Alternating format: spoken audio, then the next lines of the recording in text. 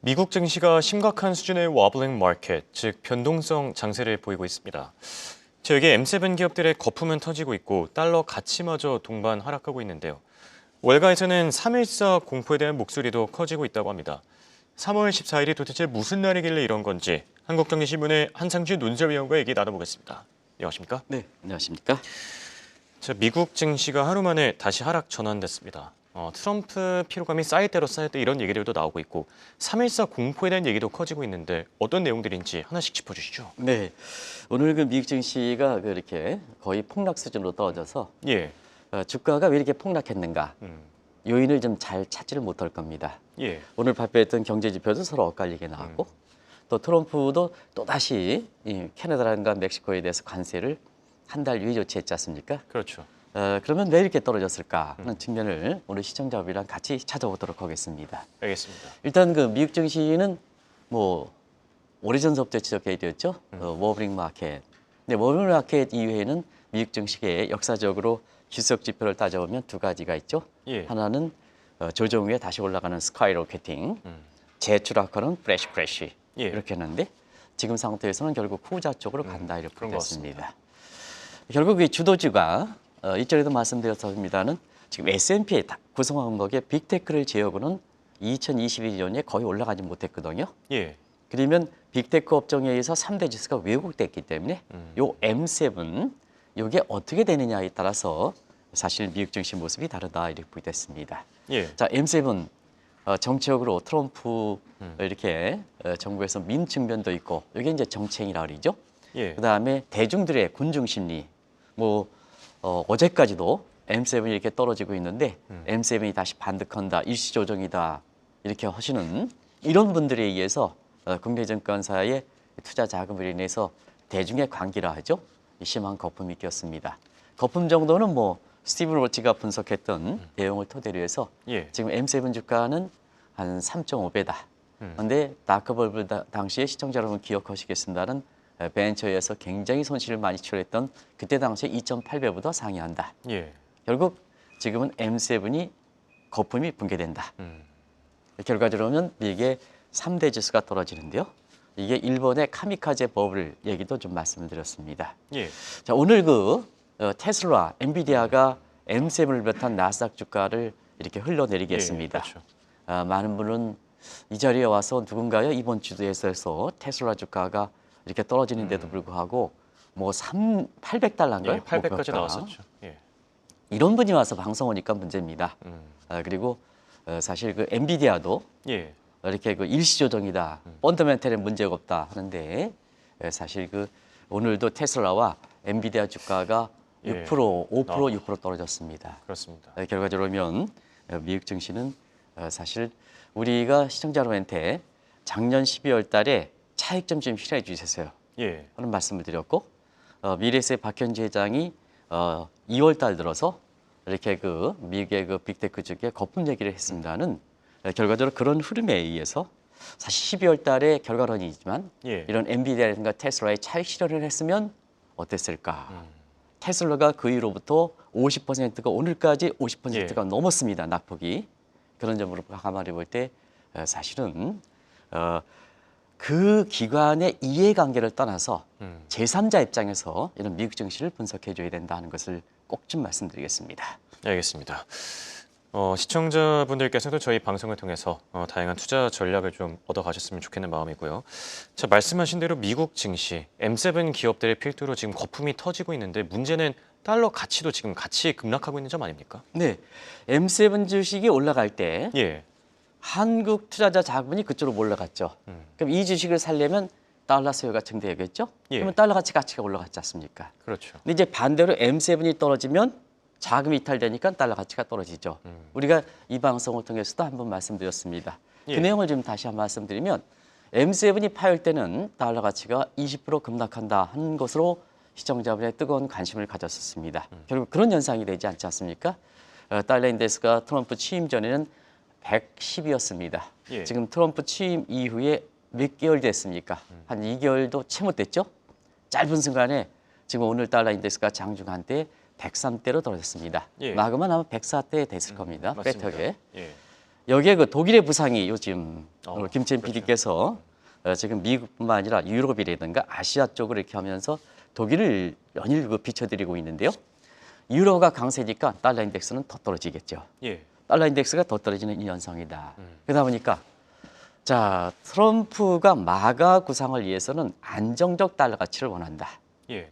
근데 달러 가치가 110에서 103으로 급락하니까 결과적으로는 마가 구상이 실현되지 못하는 거죠. 그렇죠. 그래서 시청자 여러분 누누이 말씀드리는 어떤 분은 기업인이기 때문에 달러 약세를 바란다 하는데요. 그렇진 않습니다. 과도한 강달러와 과도한 달러 약세는 모두 마가라든가 관세 효과를 위해서 바람직스럽지 않다. 안정적인 달러 실질 실효 환율을 올 때는 100에 해당되는 안정적 달러 가치가 중요하다 하는 것을 말씀을 드리겠습니다. 예. 자 그러면 이 달러 가치가 급락하니까 왜 트럼프가 당황했을까? 사실 바이든 정부는 경제 여건 성장률은 좋았지 않습니까? 그렇죠. 근데 국민들이 체감하지 못했거든요. 그게 바이브, 체감을 차단시켰던 것이 바이브 세션에서 예. 인플레 문제였었거든요. 그것 때문에 트럼프가 당선됐거든요. 그렇죠. 근데 달러 가치가 떨어지면 수입 물가 상승해서 인플레 재발하죠? 그럼 본인이 작년에 당선됐던 핵심 포인트가 좌측 역풍을 맞지 않습니까? 그렇죠. 그래서 달러 가치가 급락하는 문제에 대해서 굉장히 트럼프가 대선이 되다 보니까 이렇게 달러 가치가 급락하는 문제에 대해서 트럼프 예. 대통령이 당혹스럽다 이렇게 보시면 되겠습니다. 그리고 최근에 그 국제금리도 오늘 좀 올랐습니다는 국제금리도 많이 떨어지고 있죠. 예. 그러다 보니까 시청자 여러분 어떻게 되겠습니까? 자 달러 인덱스는 오늘 104인데 오늘은 이제 국제금리는 좀 올랐을 예, 겁니다. 4.2 왜냐하면 이건 구간쯤이 자연스럽게 트럼프의 관세 발언 때문에 자연스럽게 올라가서 근데 이 10년물 국채금리가 아마 트럼프 취임 전에는 4.6, 4.7, 4.5 이렇게 됐죠? 예. 그럼 이제 오늘 올라서도 4.2거든요. 그럼 시청자를 한번 보겠습니다. 달러 가치 떨어져. 그 다음에 금리 떨어져. 미국에 들어갔던 자금이 나올 수밖에 없죠. 그렇죠. 그러다 보니까 뭐냐 미국 증시가 더 떨어지는 이 배경이 되고 있다 하는 것을 말씀을 드리겠습니다. 알겠습니다. 자, 그리고 방금 전에 브로드컴의 실적이 또 발표됐는데요. 예상보다 잘 나와졌습니다. 불행 중 참 다행이라는 생각이 들고 시간 외 거래에서 7% 급등 중인 점도 참고하시면 좋을 것 같습니다. 자, 그리고 미국 경제에 대한 얘기를 저희가 더 나눠보려고 하는데 스태그플레이션 우려가 지금 심각하지 않습니까? 네. 오늘 그 우리 한국경제TV의 빅마우스 거기서도 로젠버거가 스태그플레이션 가능성이 높아졌다. 이런 얘기를 아까 아마 전해주셨을 겁니다. 그 사항을 좀 시청자 여러분한테 지난 달 초에 아마 국내 언론에서는 처음으로 마켓워치의 그 제목을 해서 그랬었죠. 이렇게 예. 홍 앵커가 아주 유창한 발언으로 사실 얘기한 적이 그게 국내 언론에서 처음으로 스태그플레이션 얘기를 했던 겁니다. 그렇죠. 그때 당시에 사실 스태그플레이션이 지금은 이제 한 달 후에 예. 후에는 많은 사람이 이것을 거론하고 있습니다는 경제는 스태그플레이션이죠. 오늘 로젠버거도 그렇지 않습니까? 스태그플레이션 징후가 상당히 높다. 그 내용을 자막을 통해서 시간 흐름대로 한번 보겠습니다. 작년 4분기 성장률 2.3% 떨어졌죠. 바이든 정부 때 이게 3.1% 갔던 것이 2.3% 떨어지니까 심상치 않다. 미국 경제가. 근데 1월 달에 발표했던 것을 보면 소매 판매 사실 민간 소비의 프락시 지표죠. 대리변수인데 이게 작년 12월에 플러스 0.7에서 마이너스 0.9로 급락했습니다. 반면에 물가는 3%대에 진입했죠. 예. 2월의 지표들이 이제 속속 발표됩니다. 3월 들어서. 그래서 고용 지표가 발표되고 시작하는데요. 아직 부가가치 지표, 그다음에 부가가치 지표는 소비 지표에 해당됩니다. 예. 그리고 물가 지표는 아마 다음 주 중으로 발표될 것 같아요. 2월 그렇죠. 주에. 예, 맞습니다. 그래서 2월에 예고 지표, 아직 실질 지표는 나오지 않은 예고 지표가 2월 소비자 신뢰 지수가 이게 64까지 떨어졌지 않습니까? 그렇죠. 특히 민주당 지지층은 31대까지 떨어졌습니다. 자막 좀 돌려주시기 바랍니다. 예. 이건 뭐 속보 처리를 할 사항은 아닌 것 같아요. 코스트코 국내 서학개미들이 이제 많이 갖지 않기 때문에 그냥 자막으로 좀 하고 예. 가겠습니다. 자, 소비자 신뢰 지수가 64.7입니다. 민주당 지지층은 대공황 이래 최저까지 떨어졌습니다. 근데 이 소비 신뢰 지수는 GDP 기여대 총수 항목별 기여도에서 70% 차지합니다. 그러면 2월 달 들어 더 악화된 거죠. 근데 1년 후 기대 물가가 4.3% 되거든요. 1월 달에 3.3%에서 1%포인트 듭니다. 그리고 GDP 애틀란타 나우가 1분기 성장률이 마이너스 2.8%. 이게 부호가 틀린 게 아닙니다. 마이너스 2.8% 급락한다. 예. 결과적으로 보면 이 펀더멘탈 측면에서 이렇게 근본적으로 변화가 있기 때문에 달러 가치 떨어져, 미 증시 떨어져, 다른 시장도 오늘 뭐 시청자 여러분 아시겠습니다는 코인 시장도 많이 떨어졌습니다. 아, 코인 가격도 많이 떨어졌습니다. 그래서 모든 자산 시장이 미국이 지금 무너지는 특이한 여건을 갖고 있는 국제 시장을 제외하고는 대부분 무너지고 있는 이런 형국이다 이렇게 보게 됐습니다. 알겠습니다. 자, 상황이 이렇다 보니까 지금 글로벌 자금 대이동도 시작되고 있지 않습니까? 네, 우리가 작년 12월부터 그냥 아주 극단적 표현을 써요. 미국 증시에 돈 빼라. 몇 차례 얘기했습니다. 시청자 여러분한테 많은 욕을 얻어먹었습니다. 왜 돈 빼느냐? 확신 있게 돈 빼라 이렇게 얘기했습니다. 그런데 최근에 보면 세계 트럼프 당선 이후에 두 가지 메가 트렌드가 형성되고 있습니다. 예. 하나는 글로벌 금계 이동. 이건 뭐 시청자 여러분이 다들 아실 거고요. 여기에 대해서 서로 상반되는 글로벌 자금의 대이동이 되는데요. 어떻게 될 것이냐 하는 측면을 간단히 금계는 간단히 말씀드리고 오늘 글로벌 자금 대이동에 대해서 말씀드리겠습니다. 예. 글로벌 금계는 런던에서 뉴욕으로 이동되고 있다는 것은 시청자분이 잘 아실 거로 생각합니다. 근데 속도는 금태한 정지 1970년대 초반 이후로 가장 빠릅니다. 예. 아마 한 달 전에 제가 뉴욕의 금계 시장에 3천만 온스까지 트라이 온스까지 계적돼 있다 하는데 지금 한 달 사이에 100만 온스가 더 늘어났습니다. 자막이 앞서갔습니다는 자막에서 아마 시청자분이 보셨을 거라고 생각합니다.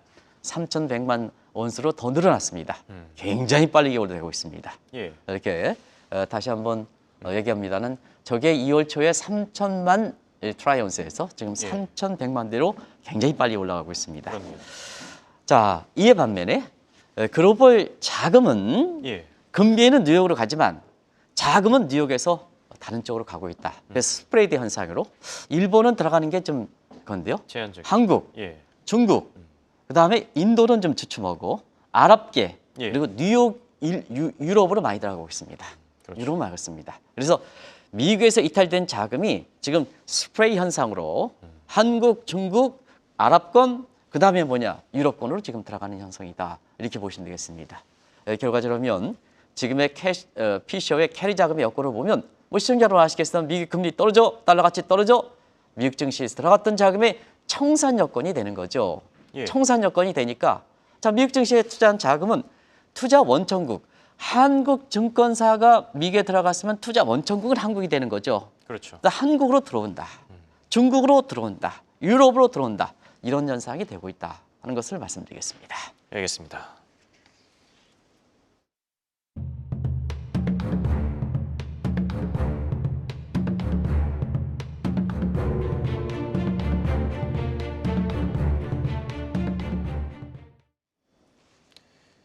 자, 이런 가운데 월가에서는 3.14 공포가 커지고 있다고 합니다. 3월 14일이 도대체 무슨 날이길래 이런 건지 자세하게 좀 설명해 주시죠. 네, 사실은 오늘 그 트럼프의 발언을 보면 증시 호재했었습니다. 그렇죠. 근데 주가는 많이 떨어졌습니다. 예. 왜 그럴까? 트럼프의 말이 관세 부과 이외가 반복되는 상태에서 늑대 이솝의 우화가 되는 거거든요. 아. 월가에서 더 이상 믿지 않습니다. 양치기 소년 같은. 양치기 소년 같죠. 예. 어떻게 국가를 상대로 해서 관세 그 굉장히 중요한 이슈지 않습니까? 그렇죠.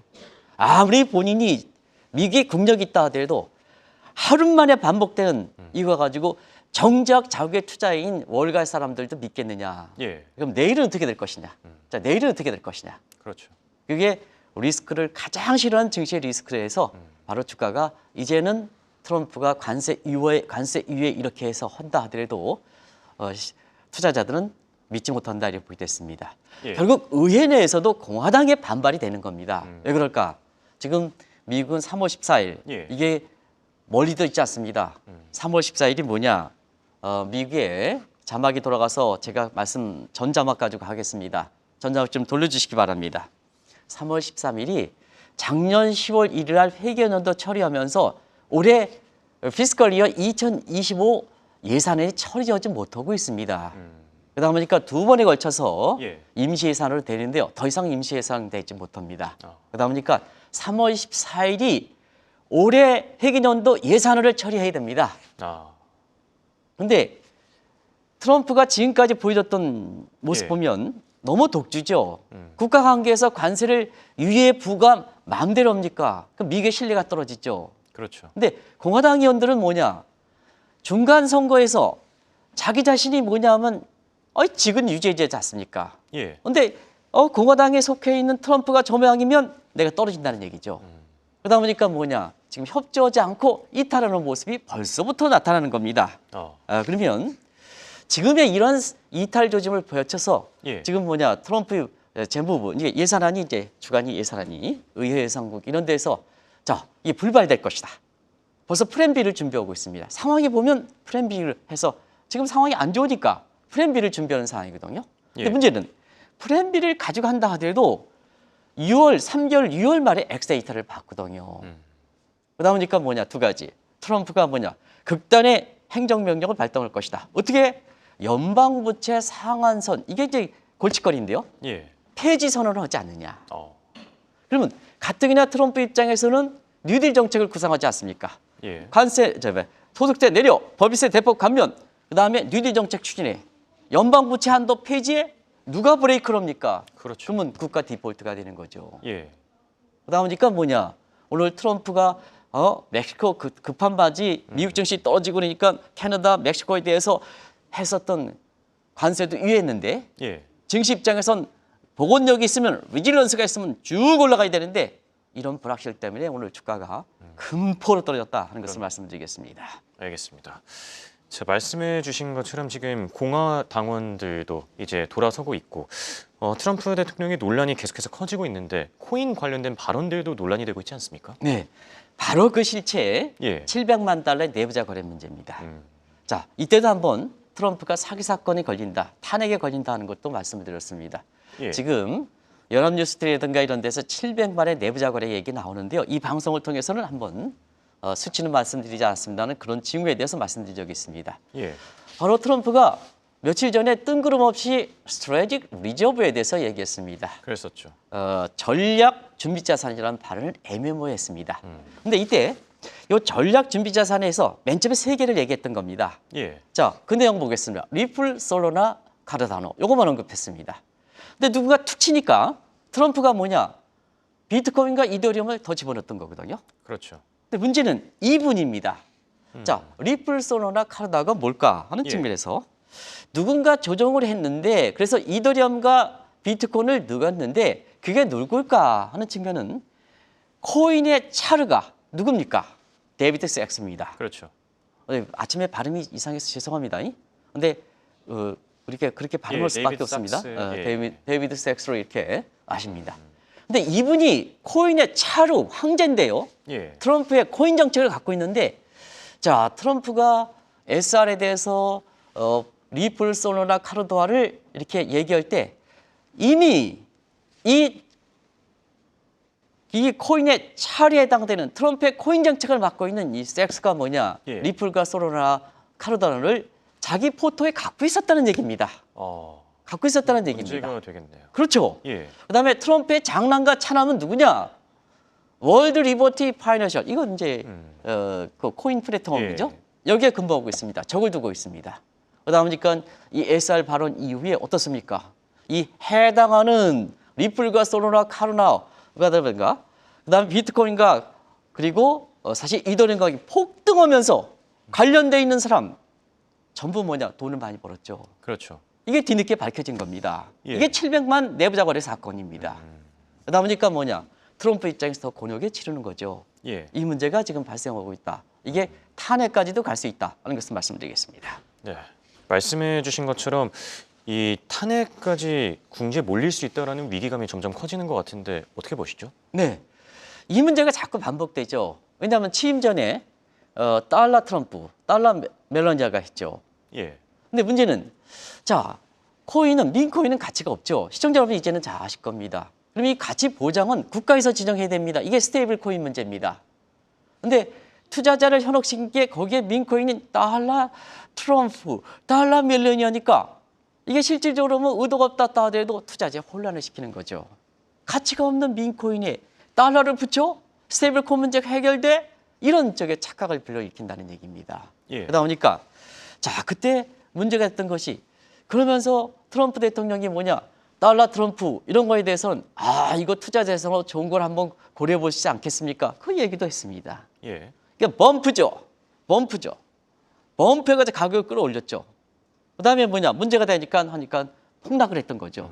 덤프가 된 거죠. 예. 그러면 이게 한 나라의 대통령이 민코인 가치가 없는 민코인에 대해서 달러까지 이렇게 붙이면서 이건 이제 트럼프가 하지 않았다 하더라도 발행업체가 예. 했다 하더라도 자 거기에 대해서 동전을 발행해 가치가 올라가 떨어져. 이거 사기 사건 아니냐. 그래서 시청자 여러분한테 퍼블릭 시티즌은 NGO가 예. 트럼프의 홍보에 대해서 법적으로 호소하고 있다는 내용을 말씀드렸습니다. 그랬었죠.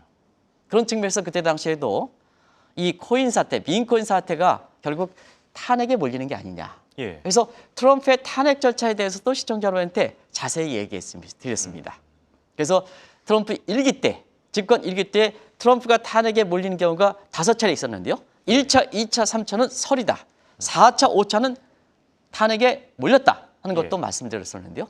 결국 이런 사건이 있는 판에 이번에 뭐냐 전략 준비 자산으로 또다시 솔라라든가 이게 문제가 되다 보니까 빠져날 구멍이 없는 거죠. 그렇죠. 그래서 뭐냐 트럼프가 관세에 대해서 얘기하더라도 지금 이렇게 월가의 투자자들은 잘 믿지 않는 형국이 되고 있다 하는 것을 말씀드리겠습니다. 네. 말 그대로 양치기 소년이 된 게 아닌가 생각이 드는데요. 앞으로 트럼프 대통령이 이 사태를 어떻게 해결할지에도 관심이 몰리고 있지 않습니까? 네, 여러 가지로 몰리고 있죠. 관세도 말이 반복되는 과정에서 미 국민들이 외면하는 사태를 볼 수 있고, 예. 그다음에 한 나라의 대통령 입장에서는 이 민코인 가지고 저렇게 사실 국익을 담당하는 사람이 이렇게 사익과 관련돼서 이렇게 되겠습니까? 그렇죠. 직접적으로는 또 코인과 관련해서 내부자 거래까지 이렇게 되고 있고 거기에 한 사람만입니까? 트럼프입니까? 차르를 하는 데이비드 섹스라든가 그다음에 일론 머스크도 똑같은 사람입니다. 사익에 의해 가지고 국익을 할 수 있을까 하는 측면에서 결과적으로 여러 가지 트럼프가 곤혹스럽게 지금 되고 있는데요. 트럼프가 해결해야죠. 예. 해결책을 내야죠. 해결책이라고 보기보다는 최후의 자기의 구제책이 내야죠. 그러면 지금 상태에서는 두 가지가 있죠. 하나는 의회를 해산시키는 거 아니면 긴급 경제 발동권, 우리의 계엄 조치, 경제 계엄 조치해야 되겠습니다. 이거를 발동하는 거 두 가지 요건이 있는 거죠. 예. 그런데 시청자 여러분 지금 상태에서 탄핵 문제 때문에 지금 피스칼 이후에 예산안 가지고 이탈하는 공화당 이 문제를 잡기 위해서 의회 해산에 이건 있을 수가 없는 거죠. 아마 민주당보다도 공화당 의원이 더 반대할 겁니다. 의회를 해산한다면. 왜냐? 2년 후에 중간선거에서는 본인이 지역의 의원을 담당해야 되는데 의사에서 왔다면 본인들이 운명이 달라지게 되거든요. 그렇죠. 그래서 이것은 안 된다. 이건 안 된다. 그러면 트럼프가 뭐를 할 것이냐? 1977년에 제정됐던 긴급 경제 발동권, 경제 계엄 조치에 해당이 되겠습니다. 예. 이게 원래 목적은 안보상의 주요 교역국의 안보상에 문제가 있을 때 발동하기로 이야기됩니다. 근데 그 이게 뭐냐? 좀 이 적용 범위가 포괄적으로 됐습니다. 경제 비상사태를 하면 그러면 발동할 수가 있습니다. 자, 그러면 한번 보겠습니다. 3월 14일 날 예산안 처리가 안 됐다. 그럼 국가 부도가 되겠죠. 시청자 여러분, 자, 이것은 국가의 비상사태에 해당되죠. 그러니까 뭐냐? IEEAA 이거 발동하지 않겠느냐? 트럼프의 성격상. 그럴 수 있겠네요. 성격상 이게 발동하지 않겠느냐? 이게 이제 리스크로 작용하는 거죠. 예. 그래서 오늘 트럼프가 저 밑에 자막이 있습니다는 관세를 부과하겠다, 유하겠다. 이거 국가를 상대하는데 아무리 미국이 힘이 있다 하더라도 이렇게 가겠습니까?